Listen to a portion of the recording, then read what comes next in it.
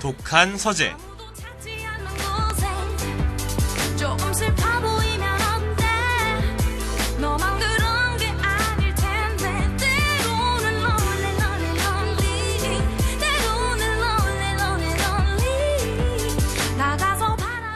대형 서점에 가서 책을 볼 때 저는 직설적인 제목들에 끌리는 편입니다. 예를 들면 공지영 작가의 소설 무소의 뿔처럼 혼자서 가라와 같이 뭔가 강한 메시지를 담고 있는 듯한 제목에 더 손이 가더라고요. 문장이 짧던 길던 간에 독자에게 흥미를 확 유발시키는 타이틀은 굉장히 중요한 것 같습니다. 그래서일까요? 제목에서부터 매력이 확 느껴지는, 아마도 시간이 지날수록 더 많은 사람들의 눈길을 끌 수 있을 것 같은 직설적인 제목인 미움받을 용기. 이 책은 이제 베스트셀러를 넘어서 자기계발서 분야의 최장기간 스테디셀러가 됐죠. 바람 쐬기 좋은 날, 오늘 만나보실 책은 바로 이 자기계발서의 끝판왕 기시미 이치로, 그리고 고가 후미타케의 미움받을 용기입니다. 너만 그런 게 아닐 텐데 때로는 lonely lonely lonely 때로는 lonely lonely lonely 나가서 바람이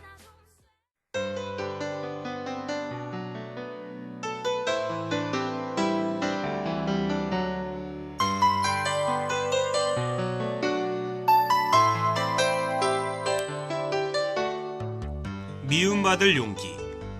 이건 참 더 이상 설명하지 않아도 다들 어느 정도 공감하실 제목이라고 생각이 드는데요. 아마도 우리가 세상을 살아가면서 가장 무시할 수 없는 게 바로 관계이기 때문이지 않을까 싶습니다. 인간관계에서 드는 회의감과 불안감, 어떻게 사람들과 좋은 관계를 유지할까 하는 막연한 고민 같은 건 모두 다른 사람들로부터 미움받고 싶지 않아 하는 우리들의 심리에서 비롯된 게 아닐까요? 책은 요즘 급부상하고 있는 아들러 심리학을 이용해서 우리에게 조금씩 논리적으로 해답을 알려줍니다. 또 자칫하면 지루하고 딱딱할 수 있는 자기계발서 고유의 방식을 벗어나서 한 청년과 철학자의 대화로 이루어져 있는데요. 그래서 보기도 쉽고 이해하기도 쉬웠습니다.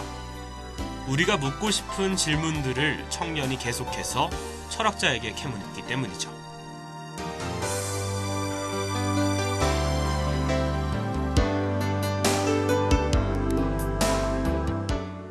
여러분이 한 번쯤 들어보셨을 프로이트 심리학.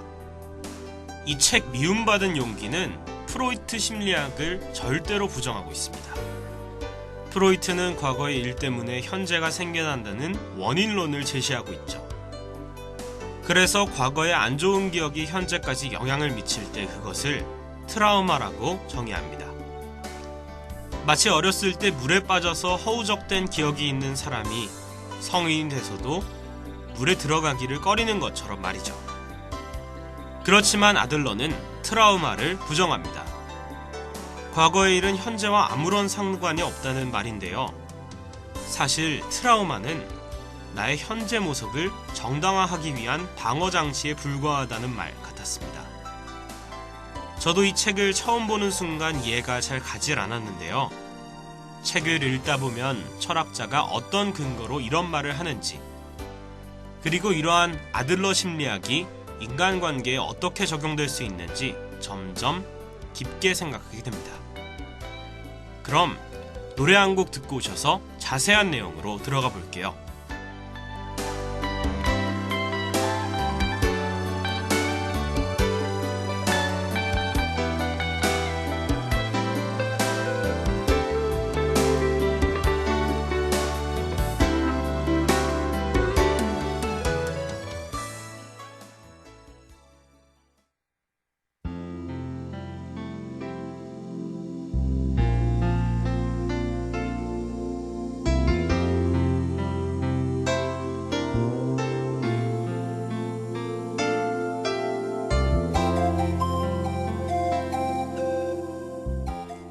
책에는 이런 구절이 나옵니다.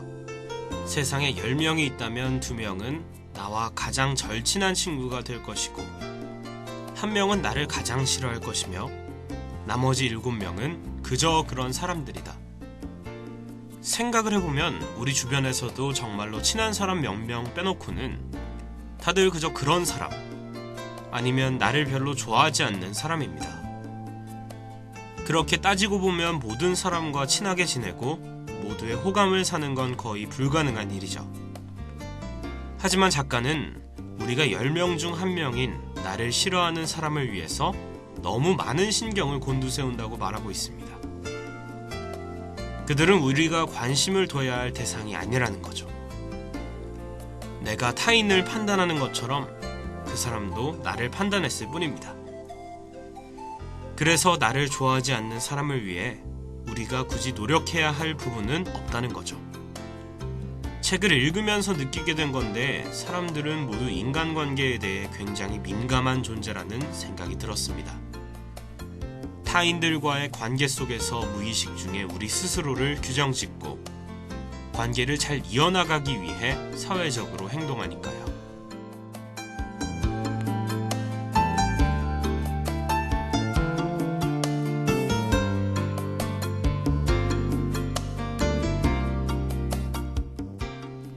책은 5개의 밤으로 이루어져 있습니다.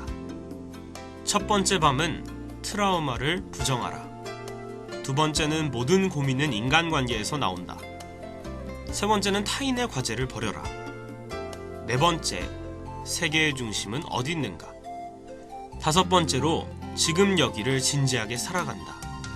이렇게 5개의 주제입니다. 앞서 제가 얘기한 내용들이 이 5가지 주제 속에도 들어있는데요. 우리가 주로 느끼는 부정적인 감정인 열등감과 그걸 극복하는 방법에 대해서도 차분하고 논리적인 방식으로 설명되어 있습니다. 제가 지금껏 봐온 자기계발서들은 이렇게 하라 저렇게 하라면서 다들 지시하고 가르치기 바빴는데, 이 책은 좀 다릅니다. 왜 이렇게 해야 하는지, 그리고 왜 이런 문제가 생기는지에 대해 이후부터 천천히 알려주고 있기 때문이죠. 그래서 거부감 없이 편하게 읽으실 수 있습니다. 그럼 또 노래 한 곡 듣고 오셔서 이야기 마저 해볼게요.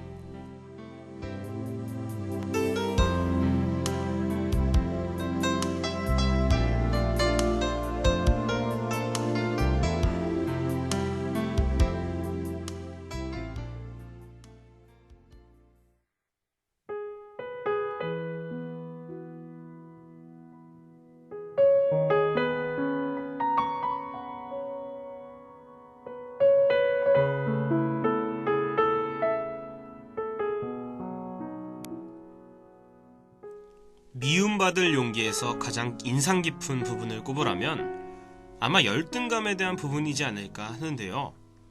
저는 열등감이 무조건 부정적인 감정인 줄로만 알았습니다. 하지만 그건 아닌 것 같더라고요. 책엔 이렇게 나와 있습니다. 과거의 열등감은 어떤 의미를 부여하느냐에 따라서 성장의 원동력이 되지만, 타인에게 인정받기 위한 우월 콤플렉스는 가지면 안 된다. 건전한 열등감이란 타인에게 인정받기 위한 것이 아니라 이상적인 나와 비교하는 것이다. 이상적인 나. 정말 멋진 비교 대상이지 않나요? 나쁜 열등감은 나보다 우월해 보이는 사람들과 늘 비교하고 끊임없이 경쟁심을 가지는 상태겠죠. 하지만 이상적인 모습의 나 자신과 현재의 나를 비교하는 건 스스로에게 발전의 기회를 주는 것일 겁니다. 더 나은 삶을 살 수 있는 원동력 말이죠.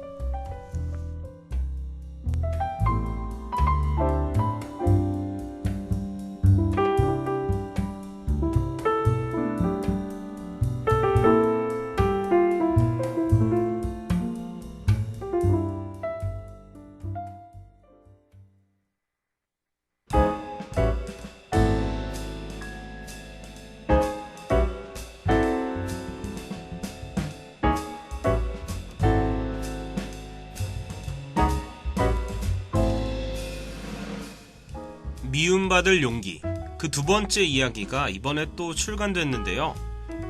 나온 지 얼마 안 돼서 바로 판매 순위 2위에 올랐습니다. 이렇게 많은 독자들이 아들러 심리학에 열광하는 이유는 뭘까요? 그건 아마도 우리가 예전보다 많이 심리적으로 압박이나 스트레스를 많이 받고 있기 때문이 아닐까 생각합니다. 인간관계의 중요성을 다들 잘 알고 있으면서도 사실상 만족스러운 인간관계가 힘들어지고 있는 요즘, 자기 자신의 진정한 모습에 대해서 뒤돌아볼 수 있는 계기를 주는 이런 심리학 자기계발서가 뜨고 있는 것 같습니다. 여러분도 잠시만 시간을 내서 쉽게 설명된 자기계발서와 함께 한 박자 쉬어가는 것도 좋지 않을까 생각합니다.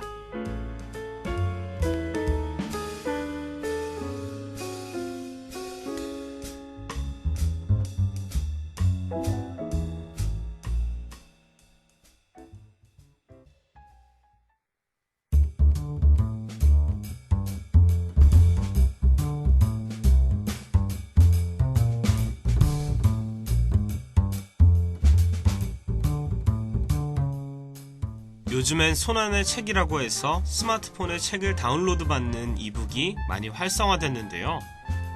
여러분도 혹시 스마트폰으로 책을 읽어보신 적이 있나요?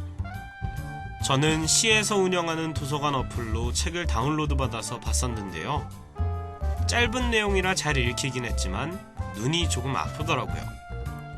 종이책과 전자기기로 보는 책의 차이점을 그때서야 깨달았습니다. 종이책은 손으로 직접 넘기면서 한자 한자 들여다보기 수월한데 이북은 오랫동안 보면 눈이 건조해지고 따끔거리더라고요. 제가 어떤 뉴스에서 봤는데 전자기기 모니터로 보는 글과 책으로 보는 글을 읽을 때 우리의 눈 움직임이 다르다고 합니다. 책은 한 줄 한 줄 일직선으로 읽게 되는 데 반해서 모니터는 사선으로 쭉 훑듯이 읽게 된다고 하네요. 그러니까 오랫동안 꾸준히 천천히 읽는 데는 아직 종이책만큼 좋은 수단이 없다는 얘기기도 합니다. 이런 스마트폰 시대에도 인쇄된 책이 인기를 끄는 이유는 바로 여기에 있지 않을까요? 직접 만지고 들여다보면서 조용히 생각하게 하는 힘, 그게 바로 종이책의 힘이라고 저는 생각합니다. 여러분도 주말에 가까운 도서관이나 서점에서 종이책을 한번 천천히 읽어보세요. 시간이 알차게 흐르는 기분을 느끼실 수 있을 겁니다. 그럼 저는 다음 주에 더 좋은 책으로 여러분께 다시 돌아올게요. 책 읽어주는 6시 독한 서재였습니다.